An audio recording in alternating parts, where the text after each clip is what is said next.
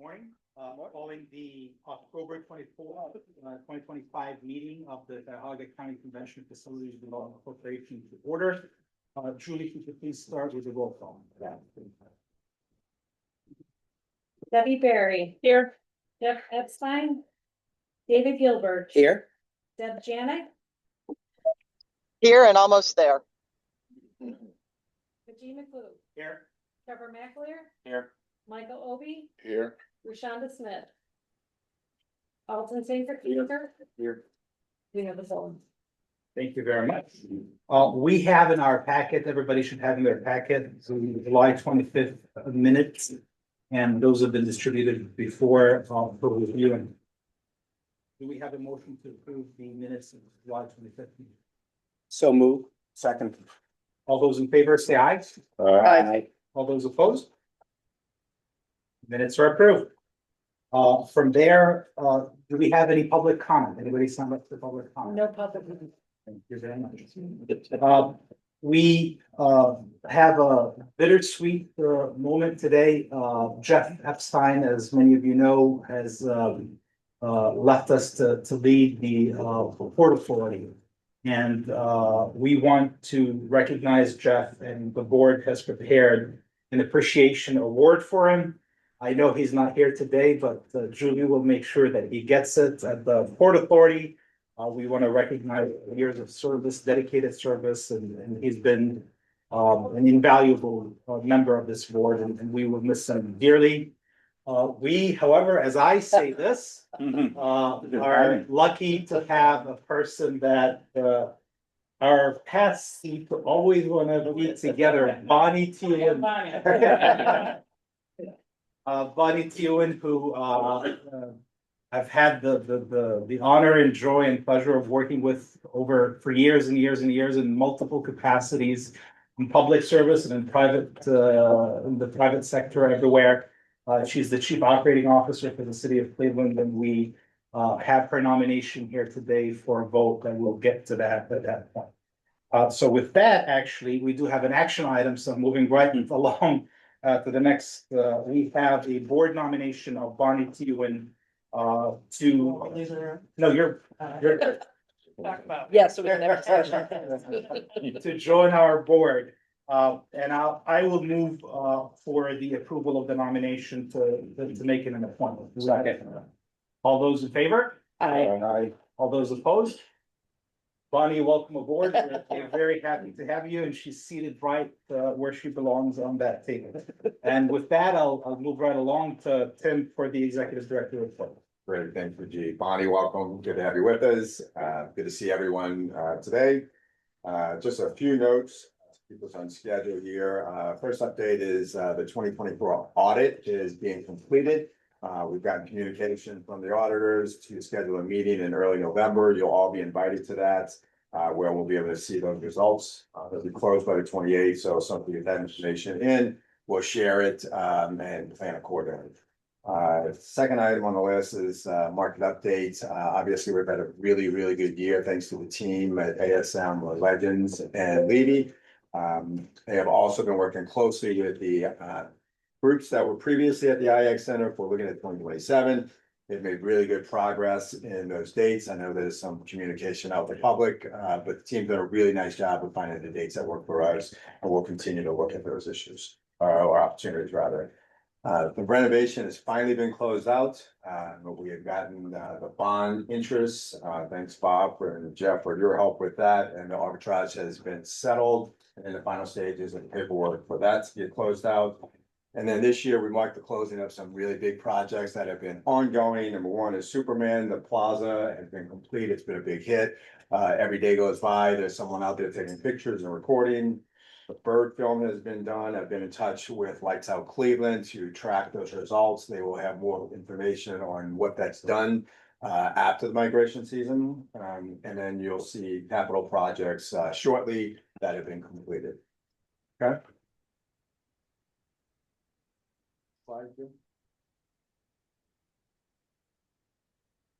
Speaking of capital, there we go. These are again projects that were completed this year. Some of them have been outstanding for a while. You can see a little bit over $1 million on the bollards. The bollards have been installed on Lakeside. They have been completely painted and settled, so we're done working with that project. Bird film's done, some other smaller projects that are listed out there, some internal in the building. As far as the two-way radios and life safety alert system. So we are completely up to date on capital projects that have been outstanding for a couple of years. I'm happy to say we're moving into now final stages for 2025 projects. The next slide. The outstanding projects that we're due to complete over the next couple of months. The St. Clair entry digital sign, we've been working with the Huntington team on that.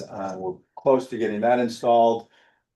Building repairs, the Osborne building assessment that was done, we have about $80,000 of repairs that are gonna be done this year. Which is the concrete, the driveway in the back, the utilidor where we have water infiltration is getting resolved. Adult changing table is gonna be. Hi, I'm with the Convention Facility Board. What's your name? Janet. Okay, the, sorry, where was I? Adult changing table is gonna be installed. Mike has worked with the county. We've gotten a grant to help us get that installation done. And a number of other projects, the funds for the holiday decorations, I'm really excited to say that the holiday decorations are gonna be up by middle of November, just in time for the holiday season for the first time since pre-COVID. So a lot of progress there. I hope to be done with all these projects, so we can only focus on future projects next year. Next slide. Turn it over to Mike and Jude to do convention center updates. All right, great. Thanks, Tim. Okay, so I'm going to talk a little bit about our year-to-date financials from the overall perspective, and Jude will weigh in on Levy's year-to-date financial performance. Okay, so year-to-date, as far as events go, we're at 121, favorable variance of 20. And so that is primarily driven from a lot of ICWs, which is just an acronym for in conjunction with. So for a lot of our big trade shows, there are smaller companies that kind of tag along with those trade shows, and they want meeting space when they're on site. And so a lot of that is driven by that happening. It also includes some new events that our team put on the books as well. Attendance up 24,000 for the year. Gross revenue, we've been very successful in growing our gross revenue 20.9 versus a budget of 16.2 million. Positive variance 4.7. Total adjusted gross revenue 11.07 versus a budget of 8.63. Again, positive variance of 2.4 million. We've been able to keep our indirect expenses in check, 9.87 versus a budget of 10.3, favorable variance of 426. So year to date, we are making a profit. So I couldn't be more happy and thrilled with the work our team has done. That is a tremendous accomplishment. That is versus a budgeted loss of 1.67. Overall positive variance to budget of 2.87. And I'll get in a little bit on the next slide about our forecast where we think we're going to end up. But year to date, phenomenal. Jude? Thank you, Mike. So happy to report out, we're currently sitting for the year-to-date 2025 at 14.38 gross revenue, 2.38 better to budget. Little breakdown of where this is coming from. Premium or catering is our number one. We're sitting at 11.89 versus a budget of 9.94, a variance of 1.95. Show concessions, or what we call restaurants and cafes in Levy World, it's 1.4. Compared to a budget of 1.15 and a variance of just over $500,000 or $250,000, pardon me. Our Starbucks location is sitting at 732,000 to a budget of 766,000, 33,000 to the negative, but we've gained traction since last quarter. That was a $60,000 variance, and we've picked back up this quarter.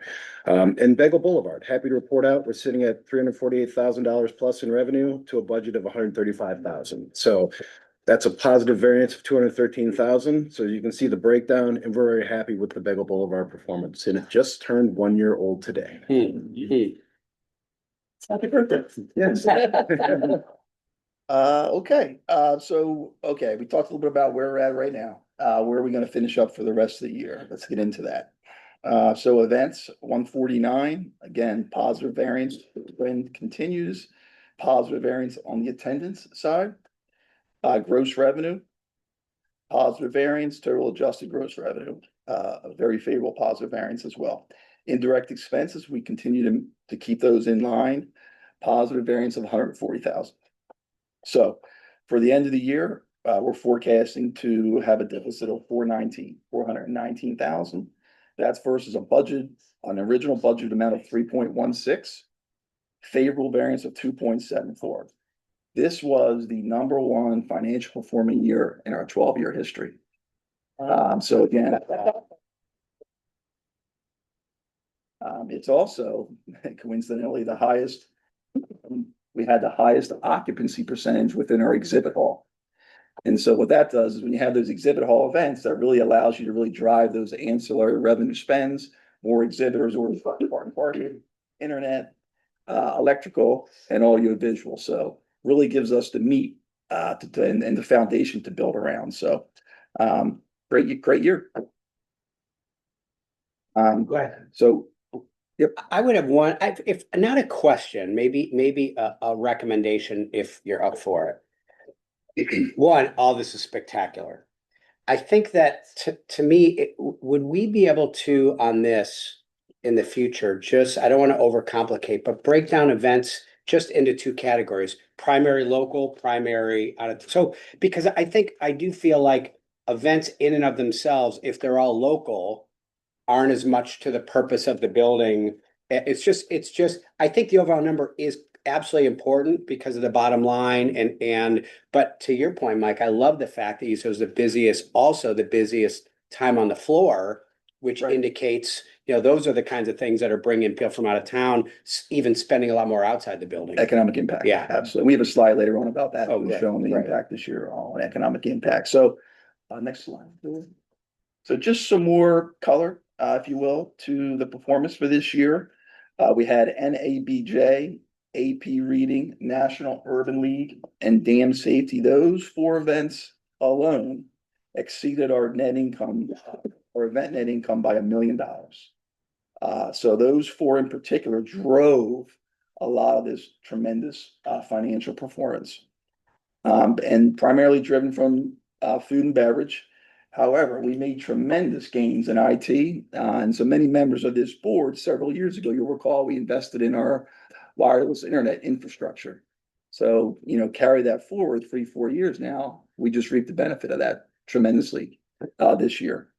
Audio visual, our partner Mills James has been very successful this year, picking up business. Again, when they win that business, we win, right? Because obviously we get the commission from them.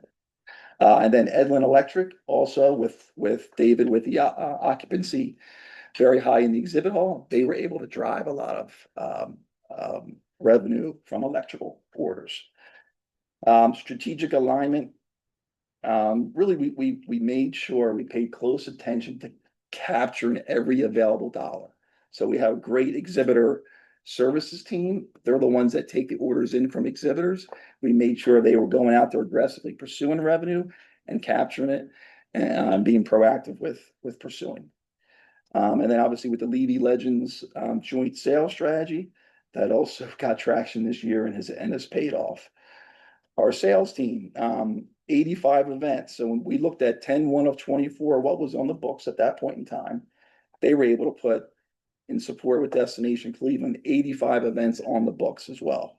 So we were able to add a lot from when we did the budget back on 10/1 and convert to definite. We also received $521,000 of an employee retention tax credit. This is part of the CARES Act plan.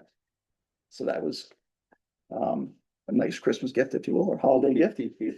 And also lastly, but not least, expense management. We did our best to keep, made the utilities under control, our supplies, and all those things. So all in all, great year. That's fantastic. Travis? So looking forward and also into the year, the team has booked 124 total events, both in 2025 and future. 72 of those 124 events were for 2025. So that leads to, again, some of the growth that we saw in the year 52 moving out all the way through 2030. We've got events going that far out now. Lead source wise, it's definitely interesting to see the in the year for the year is really generated by the sales team here in the building, and then David's team. Once we get outside of a year, it's really kind of that's where the partnership starts to come in. Revenue wise, you can see food and beverage by far is even in the year for the year and future years. That's where the partnership with Levy and the strategic selling food and beverage will always continue to lead the way. But 93,000 room nights we put on the books, forecast attendance of almost 160,000. And we're looking at, almost 5 million of food and beverage commitments for that we've put onto the books through the end of September. And then pace wise, so, while 25 is great, 26 is not looking as great as I think most everybody here knows. We are aware of that, and we are definitely working on that. We've been working on that. The hotel community, Destination Cleveland, et cetera. But this does show, some of the things we have done for 27 and 28 are showing. And again, this is the same time last year comparison. So you're seeing, kind of in alignment, the city, the Mission Center, the Hilton. We all are reflecting what each other does when we work together as a team. 2029 right now is showing as a need year, but I think we learned strategies that worked and didn't work when we knew 26 was a need year. I feel a little more confident. Destination Cleveland is actually now showing ahead of pace for 2029, which is a good sign because that means we're slowly starting to turn. We've got some really, really strong leads for 29 because we've been proactive. We've seen what works. We've gone after some business knowing that it was a need year for 29. So I expect those numbers to do nothing but improve for future years. But again, this kind of gives you an idea of where we're pacing. And we've done a nice job. It shows the importance of getting those big citywides, those big things on the books further out to lay the base, to drive that revenue, to drive that economic impact, to David's point, to then be able to fill in with the smaller stuff. If we don't have the big stuff further out, then we're just chasing business like we are in 26, and that's not the way that we need to do. So we've learned, and we'll continue to make improvements. I do expect 29 to continue to improve with the strategies we put in place. And then economic impact, so touching kind of to a little bit what David talked about. Right now, we're forecasting right about 102 million in economic impact, with a Q4 still being forecasted of the 149 number of events. We don't, when we do the economic impact, we base it off of events that do have sleeping rooms, things like that. We don't do, a one-day birthday party is not driving economic impact for the city. So we're very careful. We work with the formula that David's team provides us to make sure that everything's aligned. But this is something that we take pride in because, again, at the end of the day, this is why we're here, is to generate economic impact for the local economy. And again, over 100 million. Not only did we have a good year, but it reflects in what we were able to produce for the city. But if we don't take care of the people while they're here, then they're not coming back. So all of our year-to-date service scores are in the green. Overall experience, 84% of our meeting planners, and this is how this is scored, is anybody who gave us either an excellent or very good. Anything below that doesn't count. So 84% overall experience enjoyed, 93 for quality, 87 for condition, and 93 for meeting needs. And this gives a lot of credit, not to the sales team and stuff, to the operations team, to the Levy service team, to the housekeeping team, to the operations team who are doing the day-to-day work, the culinary team, to making sure when people are in the building that they enjoy their experience. Because again, I say this every time, it's a lot easier to rebook somebody than it is to find new business. And I'm very happy with a lot of these scores. And the number below shows how we compare to the other. There's currently about 65 other convention centers in the data pool. So how we compare to the average of the other convention centers. So the only one we're a little bit behind is overall experience. The rest were above the other convention centers average in our comp set. The one thing I do want to say that I am proud about is, of all the scores, none were below good. So even though goods don't count, there were no pours, there were no fairs. And we'll work on, that little bit extra turn was good into very good. That's the next thing to do. Question. Yes, sir. That overall experience, is it one question or is it a combination of multiple questions? For that one, it is just that one question, that how would you evaluate your overall experience? The survey has multiple questions and they kind of funnel it into that. So that's sometimes where, people, oh, I like this, and this, but is it a very good? Is it an excellent? Yeah, so I'm curious to, that's a very general question. If there's some insights about what part of the experience that we like behind versus just overall. Is it the amenities of maybe not having enough places to go during the convention and things like that? Do you have any insight on that? So there is a area after that to free form comments. Unfortunately, most people, not to go down the rabbit hole, but we had one gentleman who gave us a good because he couldn't bring in his own food. One person who didn't want to pay for power. So they still gave us a good, which I thought was nice. So that's where we get a little bit of feedback, is in the comments section. Sure. To be able to kind of get a feel for it. And then when we do get a survey that's below good, we do follow up with that person to drill down on specifics of what could we have done. And sometimes it's things we had, my flight was delayed. So my experience wasn't good. I apologize that your flight was delayed. So it really, and it is, that's the problem, it's overall experience, and it could be something that had nothing to do with the center, but we're a team. The city's a team, so we find out and we approve. Thank you. Are there other questions besides these that maybe drill down more into like their experience, expanding on the experience in the city itself? Not for our survey. Ours is building specific because Destination Cleveland does a city one, so we don't want to overlap. We do that with every group that comes in on deeper on the overall experience outside the building. Organizer with these attendees. With ours is with the organizer. Okay. And their experience dealing with the city. We do separately, this is more through the airport, but we do a separate visitor experience, and we're actually kind of retooling that for. They say the bathroom.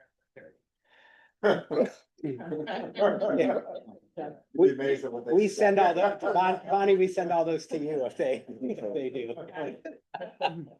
I should, thank you. But I think that is very, very important to know why. Because starting from the airport, when you land, starting from when you get, so I think some kind of survey to know where we lag behind so that we could be more strategic in solving that. Because I think just anecdotally, at the convention, part of the National Urban League convention that I was part of, the experience was phenomenal. People were just raving how fantastic. So when I see results like this, kind of I'm curious to know what did we not do right, because around the facility, people were just so excited about how great the convention. Then compared to other cities we've been to, I would put us top 3. You guys gave us a good score. Yeah. Number one. I promised to keep this meeting to half an hour because we have the board retreat today, but I do think that this is something that we need to discuss more. And I'm kind of interested how the surveys even develop, because I think there's a science to it. There's a science in terms of how we ask the questions, where we have the general questions, where we have the specific questions, what are we probing with that? And I think it is worthy of more input from the board, and it is worthy of more, not just that these are the questions that we have, but how were they developed? I understand some of it may go to the contract and KPIs and all that stuff, but maybe we need, in terms of enhancement of what we do, that may be an area where we need a little bit more depth. I don't mean to defer the question today, but I do think this is a very, very critical thing, and it's a science. I think we can just sometimes miss that there's a science behind it, and we gotta make sure that the question is framed the right way. I mean, it's almost like your kid coming home from school. how was your day, doesn't tell you what the Fine. kid did. Yeah. You know, So, but one quick question, if you're comparing this nationally, how are their is it a question that's done It universally? is, so we use a company called So I get there's Qualtrics, that and they have a peak as well. core set of questions that Right. can compare apples to apples. Otherwise, Right. you know, if we're asking it one way, somebody's asking another. So there is a core set, but not set of those, especially those four core questions are phrased exactly the same. No, I fully get that, but I'm But- saying that's for purposes of the KPI. How we're doing at the convention center. If we're trying to think more operationally, how can we improve? Right. Mhm. We need a sort of a different set of Deeper dive. probing questions. Yeah. Those are two separate things. I understand sort of when you're evaluated on your overall, we have to set to what, but there could be some other questions that help us manage better. Yeah. That's really where I was. No, Yep. we work with a company called Qualtrics, and they're improving every day, and they're very, very open to feedback, where if we want to customize a certain set of questions and remove some, it's an absolute, you know, we have to keep obviously the core questions for comparison, but And I get sometimes the guests may get annoyed that you're giving them a test. Well, They're trying to get at, so there's a balance here. Yeah. So what we'll do for the January meeting is do a little bit more of an in-depth on this. absolutely, We can do a year-to-date scores and kind of present the board with it. we'll do. So we'll make that part of January's agenda. Okay, right? All right, so now this is an action item that we have before us. We have the 2026 annual plan and budget to be presented to the board for approval. If we can go through it, and then we will need an action. Great, thanks, Vijay. First slide, a little bit hard to read. It's in everyone's packet though. This is the overall budget worksheet for CCCFDC, the entire allotment of funds. As you can see here, it starts at the top right with the, maybe larger. I think I had to, anyway, top right shows the source of funding from the county. The second line there shows the funding agreement for payments to the county, the 1.1 million. Total source 4.3 is the net. Just underneath that goes into the uses of cash. It breaks down the CCCFDC budget. 550,400 rolls into the convention center funding, which is the 3.3 budgeted, which is what you will see in Mike's presentation shortly for the 2026 budget of ASM. Capital funding of $1 million that we're moving into that to negative 606, which we have covered in our cash flow. And if you see at the very bottom, projected cash at the end of this year is $3.2 million. Using up to 606, which is what we have to use to make up the requirements. We should end the year next year with $2.6 million in cash, which sets us up for 2027 going into the year from a cash flow standpoint. Okay. Next slide will go into the ASM budget. I'll turn it over to Mike. great. Thanks, Tim. First off, I just want to say on behalf of Legends Global and our service partners, I want to thank the CCCFDC and the county for continuing to trust us. This is a tremendous responsibility, this amazing asset that we're privileged to manage on your behalf.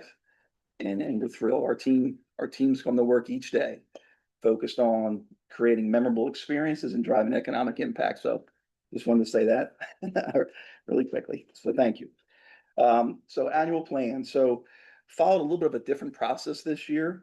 It was much more collaborative with our senior leadership team as far as our communication flow, as well as our service partners and how we communicated and arrived at this product. We started much earlier. And then the other big change this year was we established performance measures. So we always did strategies and objectives, but this year we wove in performance measures because what we can measure, we can better manage. So we thought that was important to put that in to this year's annual plan.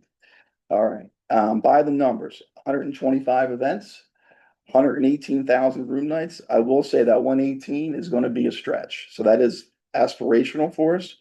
Travis, I think we sit right at about 105 right now. So we're really gonna have to work extremely hard to push that and get that to where we want it to be of 118,000. 375,000 attendees, an estimated overall economic impact of 97 billion. Okay. Right, we'll get into the budget. Gross revenue of 19.7. I'll skip down a little bit, in the interest of time. Adjusted net income of 10.3. Our net income loss of 3.2. And then you back out the non-operating expenses. And we're left at 3.3, which is the number Tim mentioned in a previous slide. So our budgeted deficit this year is 3.3 million. And while that is lower than this year, again, this year was the best year we had in history. As you can see in 23 and 24, it is in line with those past years. And I'll get into a little bit about the reasons why in the next couple slides. I think this slide really kind of tells the story, right? So we looked at our top 10 events in 2025 versus our top 10 event income generating events in 2026. And when you do that, you realize that the delta is $1.5 million. So that really speaks to the quality of events at the top, if you will. And those are really the ones that drive the impact.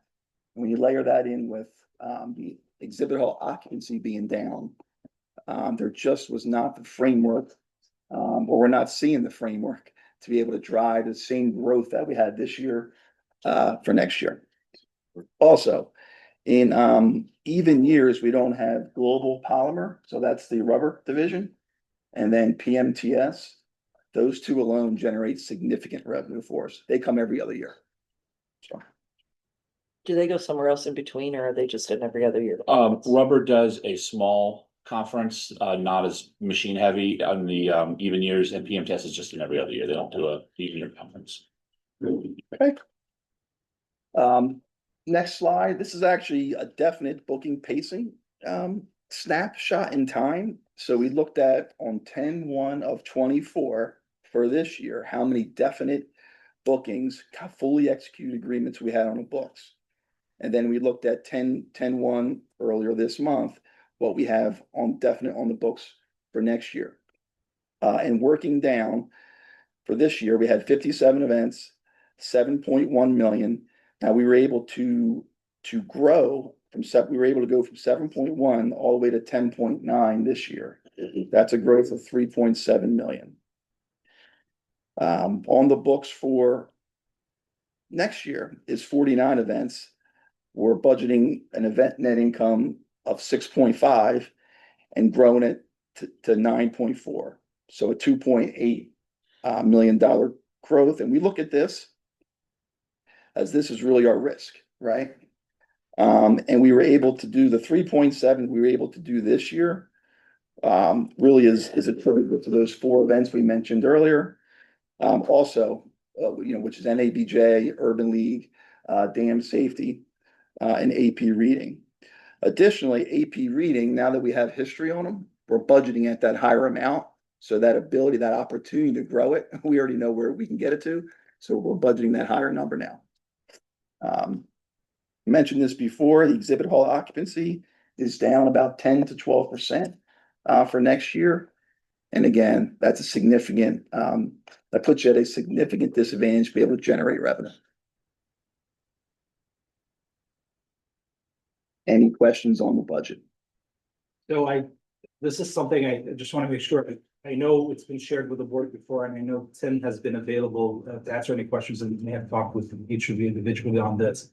But I'm also cognizant that this is probably one of the most important votes that we take as a board throughout the year. So I want to make sure if anybody has questions, I know we're trying to run the meeting fast, but by all means, go ahead and ask them. Don't feel rushed. I think on this slide, though, just to note, like, you got to book $900,000 more in business to achieve your budget compared to what you booked this past year, correct? Which was a great year. That's yes, correct. So, Yeah. so that's the risk. That's where we're really talking about the fact that it's, we put this forecast together with more risk, making some assumptions that the team has really stepped up differently this year and really looking at opportunities to increase revenue.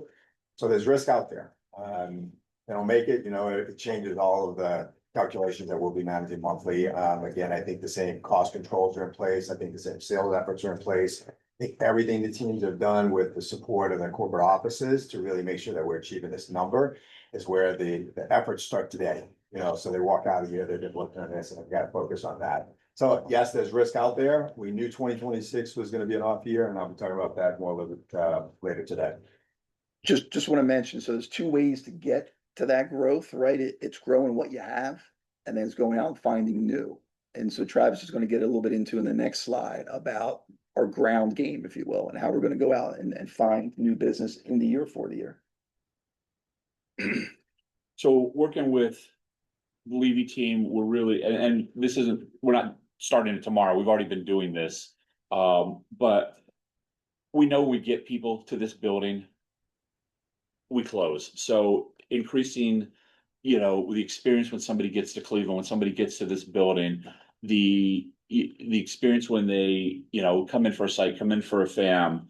You know, Levy's done a great job following up, surprising clients with just random gifts, you know, not, you know, just a random gift on a Wednesday, sending them something. We've got both teams out attending pretty much every networking event we can find to, again, keep this building in front of people's mind, being able to do that, and then going after anything that we can think of that makes sense. And we've been doing that, you know, knowing 26, we've been doing that for this year, and we're seeing return on it. We've been doing outside calls, we've been doing outside things proactively with both teams, just kind of, you know, maximizing the teams together. But the other thing we're doing too, to make sure we don't have another 2026, is long-term focus, getting those big groups layered in further out so that we don't ever have to go through this again, because it's not enjoyable.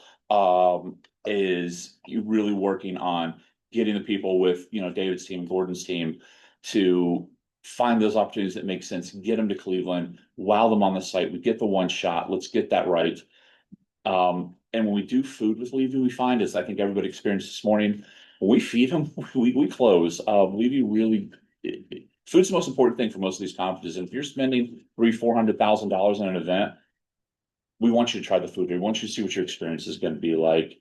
I don't know, Judy, if you want To add a little color to that, so when we have site visits, we really tailor the experience. We try to find the guest preferences that are most important, and then we tailor that visit to maximize that opportunity. Most recently, Travis was talking about one that we did for a familiarization event, where we brought in a client early for breakfast. We did a coffee brewing demo. They loved it. We ended up sending them a gift of a Bodum French press and a bag of coffee complimentary. And Jude actually did the coffee pressing himself, so I was impressed. But I don't credit there, but just thinking about how we tailor these things. And then we talk about the fresh start client gift giving, not only giving gifts to clients that are new, but also clients that we've utilized in the past, and things like a chef's garden box. So if you came here, you had an event, all of a sudden you get this lovely box full of local vegetables that are premium, the highest quality you can get across the United States.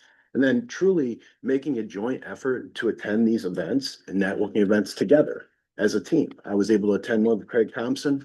We met a couple of clients. Next thing you know, it starts spiraling into conversations. Then we have people coming in for a site visit. So it's not just siloed, it's togetherness. And a lot of this has been led by our county director, Tim Meyer, through his leadership and getting us together as a team. Yeah, because clients don't differentiate. That's Levy, that's Legends. No, it's the convention center. And so that's been our motive. Sorry. Yeah, Okay. that's right. Good feedback, Sorry. great job. Focusing on the future is really critical here. Capital, okay. Really quickly, big one, two big ones here, C3 and C4 LED lighting conversion. This is a continuation of this year's project into next year. Converting non-LED to LED, which is extremely important for us. Second one, we've got relation to the Osborne report. We need to make some proactive repairs to the access bridge to our loading dock. And so that is the second one there, the 505. That is what that is for. Yeah, Mike, if I could just add a little bit to recap this, again, the 500 at the top is the lighting that was planned in 2025, $1.1 million project that we did over 2 years. So we started that this year, we'll finish it next year. And then the second and third items, those were both part of the Osborne study, that'll finish out that building and that business. The rest are operational, things that we obviously, we will be improving. Question. Next page on the capitals goes to the Levy capitals. Again, we manage them a little bit separately because we manage two separate accounts. These are capital items that we have been working with, the forward crude hall enhancement and the portable bars. Those are two areas that we really want to upgrade the experience, give us some options to really change the experience for the customers from a satisfaction standpoint, but they also help us on the sales side of it, especially on the crude hall side. Okay. And next slide, Julie. Mike, I'll let you do the budget summary. So this here is, Tim, if you want to do a motion for the budgets, I've run through this slide already. You didn't go through it, yeah. Well, I do have a Go thought. ahead, yes, please. Looking at this budget, the revenue number, we had this discussion, is a long-term, you have to plan events a couple years in advance, so nothing we could do about that, right? Because most of the revenue come from events. Bigger events. That people plan a couple of years in Absolutely. advance, so we can change that a whole lot in 2026. But what I look at is the operating efficiency. What I like to see in this report, it'd be good if we have like the efficiency margins. What is the expenses as a percentage of revenue? So I did the calculation myself. If you look at our operating expenses, it looks like we're getting more in it. The way the numbers look, I'm not saying that we are inefficient, but we started in 2023, 64% of our operating expenses as a percentage of revenue. This budget is 69%. That is a huge. How do you explain for every dollar you generate, you're spending 69 cents? In 2023, it was 64 cents or 64%. In 2025, we just ended at 57%. We are almost 70% efficiency ratio. That seemed like a big jump in terms of operating efficiency. What is causing that? I think there's two things in it, and we can give you more of a detail. This gets somewhat convoluted that I talked to when we met because of the way we report Levy's revenue into the ASM overview. Yeah. So it's a little bit distorted, but we can take care of that for you. The big expense comes into utilities, and the utilities were up 15% is what we were forecasting. Electrical's been a big issue. Electrical's been a big issue Capacity. that we're looking at, wages have gone up, but we can do more of the detail of it. Yeah. We look at it month in and month out, but those are really the two big drivers of that. Insurance as well. And I think for 2025, we also had The ERTC credit, twenty Credit. twenty-five. Well, that was adjusted here, right? Mhm. That has And it's been not, backed yeah. out. Right. Which is good thing to do. Right. So basically, you've taken out the extraordinary items, Right. right? Right. But still, our operating expenses, so the things you just mentioned is you think that is costing those multi-million dollars in expenses. If you translate this percentage into dollars, that is a couple million. So you think the insurance, the utilities, It's been our from biggest, 25 to 26, is that much higher percentage wise? I don't have the top of my head, but I can pull the numbers for you. Those are the big movers that we have to deal with us for. And also, Michael, I will say, during the course of a normal year, you have staff vacancies, right? And so when you go into next year, you budget that, you're gonna be able to fill those positions, right? So you're seeing that as well, that those vacancies are in place. Okay. But we can give you a breakdown. To that point on the staffing part of it, what I asked them to do was you just budget it for the year, Yeah. knowing that we'll have some vacancies and there'll be some savings. That was part of what happened this year, that through vacancies, we saved some of the wages also. And I think just sort of we say sometimes personnel is policy, and I think since we brought Tim on board, he's been very much focused on this issue and pushing it in every way possible. I know I understand in terms of the numbers. Yeah. But he's honestly been very diligently, and I think it's always critical to keep both. I tend to come at it because that's just sort of the focus that I have. I'm always focusing on the revenue number, how I increase that, how I increase heads and beds. And it's good to always have other people who are thinking in terms of, we have to work on it on both ends, increase the revenue and And the expenses, right. But that's. Thank you, Michael. Do we have a motion to approve the 2026 budget? So moved. Second. Any discussion? Let's do a roll call, please. Debbie Barry, Yes. David Gilbert. Yes. Deb Janik, Yes. Najee McLeod. Yes. Trevor McAleer, Yes. Michael Obi, Yes. Rashonda Smith, Yes. Bonnie Ewen, Yes. Alton Tinker. Yes.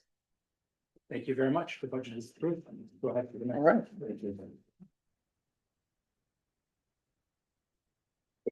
We'll go to the health and safety update. Yep, be very quick, thank you. Industry wide, they were sluggish, comes to mind. RevPAR across the US is level of 2024, but year to date, around 4 month losing rate. RevPAR has been negative the last 4 months, in September down 2.5%. All the year-end forecasts right now are continuing to drop, was negative 1.2%. There's a little bit of a skew that, budget lower end hotels are feeling more of the hit, upper upscale and luxury are holding on a little bit better. So that's just based on the economy. It's not, there's a little bit of a skew there. Next slide. Start with the small size of Cleveland, Cleveland overall is down a little bit more than the US averages, but that's coming off of a record year last year, so much to be expected. Did see some on the next slide, some ups and downs. August was a very strong month, transient wise, concerts and things like that. The April negative number you see is from last year at CAA and Eclipse. But overall, the downtown hotels are down about 2.4% year to date. And the last slide, airports down slightly. We are seeing some sort of hotel renovations downtown. The Hilton Cleveland is in the final phases of soft goods renovations, guest room repairs here and there. And I'd say some new hotel supply sort of perking along, nothing major. Fidelity opened up, but other projects are still at the varying phase. Any questions? The only thing we don't want to, we talked the last time about some additional information but we can keep that discussion going. All right, any other questions for the Hilton? Okay, any new business? None. I think the next quarterly meeting will be January 23rd, 2026. We're going to join and actually we have on the board, the meetings, January 23rd, April 17th, there's a board meeting, there's another board retreat, July 24th and October 23rd. But I'm going to turn it over to Tim quickly to talk about what's happening next with the pictures and then go from there. Got it. We will go from this room up to room 302. We're doing headshots there. Got that coordinated, so we've got about 30-40 minutes to get started at 10 a.m. If you want to grab a bite to eat or coffee, we can kind of make our way, get that process moved along, and we'll see you in room 302. With that, we are adjourned. Thank you very much. All right. Thank you. Quick one, Yes.